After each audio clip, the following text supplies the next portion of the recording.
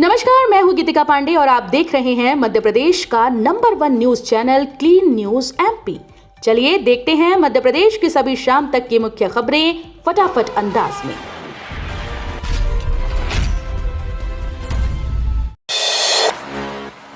कर्मचारी पेंशनर्स के लिए गुड न्यूज। अगले वेतन आयोग के लिए सैलरी भत्ते की समीक्षा। कर्मचारियों पेंशनर्स को जल्द बड़ा तोहफा मिलेगा। सरकार के द्वारा इसकी तैयारी पूरी कर ली गई। अगले वेतन आयोग का ऐलान किया गया है। कमेटी के गठन करने के साथ ही अब कर्मचारियों के वेतन की समीक्षा भी की जाएगी। इस ऐलान के बाद 6 लाख कर्मचारी पेंशनर्स को बड़ा लाभ मिलेगा। वहीं उनकी सैलरी में बंपर वृद्धि देखी जाएगी। दरअसल कर्मचारियों की लंबे समय से मांग थी। मांग के बाद राज्य सरकार के द्वारा इस मांग को पूरा करने की दिशा में तैयारी तेज हो गई। नगर निगम को संपत्ति कर में 45 लाख का नुकसान। नगर निगम को संपत्ति कर में निर्धारित सरचार्ज से ज्यादा छूट दिए जाने पर 45 लाख रुपए से ज्यादा का नुकसान भुगतना पड़ रहा है। बताया जा रहा है कि संपत्ति कर और जलकर में कुछ बकायेदारों को छूट मिलनी थी, लेकिन अधिकारियों ने सरचार्ज से ज्यादा छूट दी, जिसकी वजह से संपत्ति कर में 45 लाख की हानि हुई। अब इसको लेकर 23 से ज्यादा अधिकारी और कर्मचारियों पर कार्रवाई की जाएगी। सीबीएसई 10वीं-12वीं छात्रों के लिए महत्वपूर्ण सूचना। सीबीएसई ने अपने छात्रों को बड़ी राहत दी। दरअसल संबंधित स्कूल्स को निर्देश देते हुए कहा गया कि एलओसी आने के लिस्ट ऑफ कैंडिडेट डेटा में निर्धारित समय में करेक्शन कर इसे सुधार लिया जाए।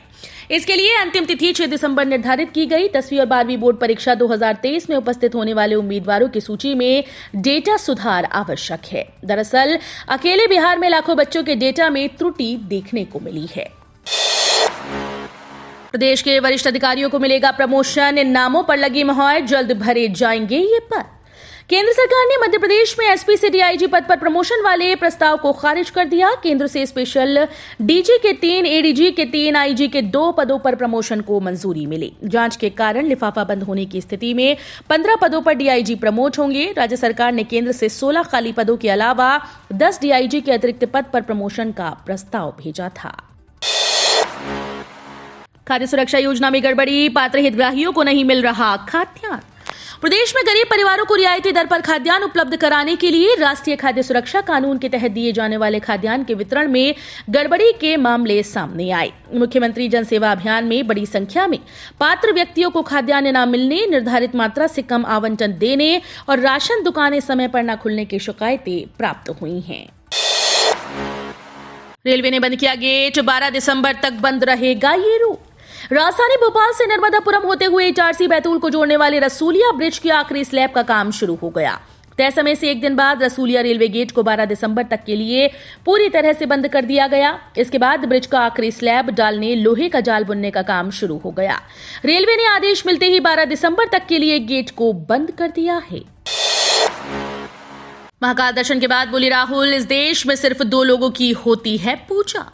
राहुल गांधी की भारत छोड़ो यात्रा के 7वें दिन उज्जैन पहुंच गई। कांग्रेस नेता राहुल गांधी ने शाम को महाकाल मंदिर पहुंचकर महाकालेश्वर ज्योतिर्लिंग के दर्शन किए। इसके बाद वो जनसभा को संबोधित कर रहे हैं।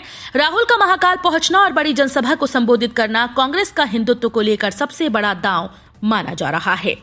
राहुल ने कहा कि मेरा सवाल है कि हिंदू धर्म कहता है कि तपस्वियों की पूजा होनी चाहिए, तो मैं कहता हूं कि तपस्वियों की पूजा क्यों नहीं होती है। जो तपस्या करता है उसे कुछ नहीं देती है, और जो नरेंद्र मोदी की पूजा करते हैं उसे सारा का सारा दे देते हैं। एमपी के मुख्य सचिव इकबाल सिंह बैंस का कार्यकाल बढ़ा, आदेश जारी। मध्य प्रदेश के मुख्य सचिव इकबाल सिंह बैंस के कार्यकाल को 6 महीने के लिए बढ़ा दिया गया। अब वे 31 मई 2023 तक पद पर बने रहेंगे। केंद्र सरकार ने आज रिटायरमेंट वाले दिन इकबाल सिंह बैंस के कार्यकाल को बढ़ाने का आदेश जारी किया। इसी के साथ मध्य प्रदेश के नए मुख्य सचिव के नामों को लेकर चल रही चर्चा पर पूर्ण विराम लग गया है। उम्मीदवारों के लिए महत्वपूर्ण खबर, 2 परीक्षा परिणामों की घोषणा।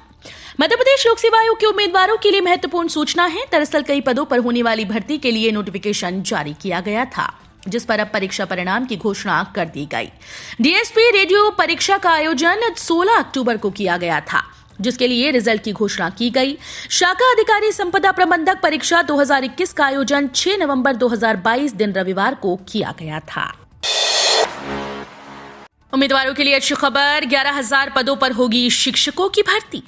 देश भर में इन दिनों शिक्षक भर्ती की प्रक्रिया जारी है। एक बार फिर से 11,000 शिक्षकों की भर्ती के लिए रिक्त पदों पर नोटिफिकेशन जारी किया गया। जॉब नोटिफिकेशन के तहत पीजीटी, टीजीटी सहित अन्य शिक्षकों से आवेदन की मांग की गई।